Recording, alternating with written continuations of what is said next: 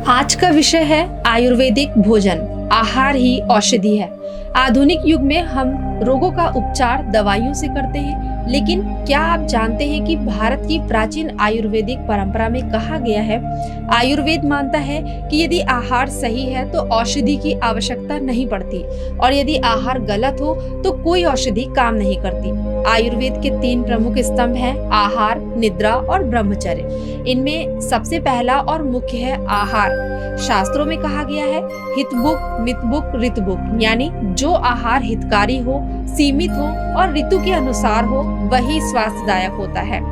यह सिर्फ भोजन नहीं, एक चिकित्सा प्रणाली है। भोजन का रंग, स्वाद, गंध, प्रकृति और सेवन का समय, ये सभी हमारे शरीर की त्रिदोष व्यवस्था यानी वात, पित्त, कफ को संतुलित करने में सहायक होते हैं। आयुर्वेद के अनुसार प्रत्येक व्यक्ति की प्रकृति अलग होती है।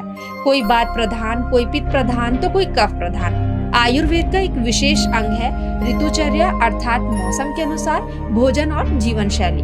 गर्मियों में शीतल जल युक्त फल जैसे खीरा, तरबूज। सर्दियों में गर्म और पोषक तत्वों से भरपूर चीजें जैसे तिल, घी, अदरक। वर्षा ऋतु में पाचन कमजोर होता है, इसलिए हल्का और सुपाच्य भोजन उत्तम माना गया है। शास्त्रों में कहा गया है, कालो ही अनन्य कारणम, यानी समय ही भोजन का कारण है।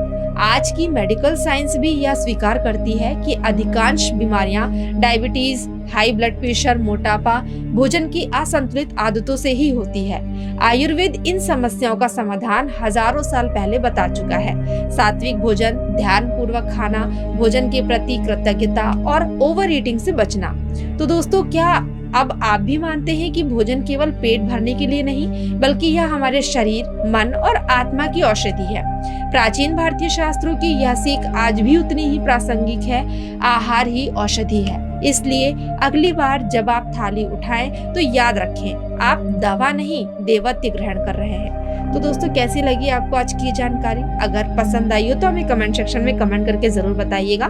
मिलते अपने नेक्स्ट एपिसोड में ऐसे ही कुछ रोचक व ज्ञानवर्धक विचारों के साथ। तब तक के लिए मैं आपसे आज्ञा चाहती हूँ। धन्यवाद।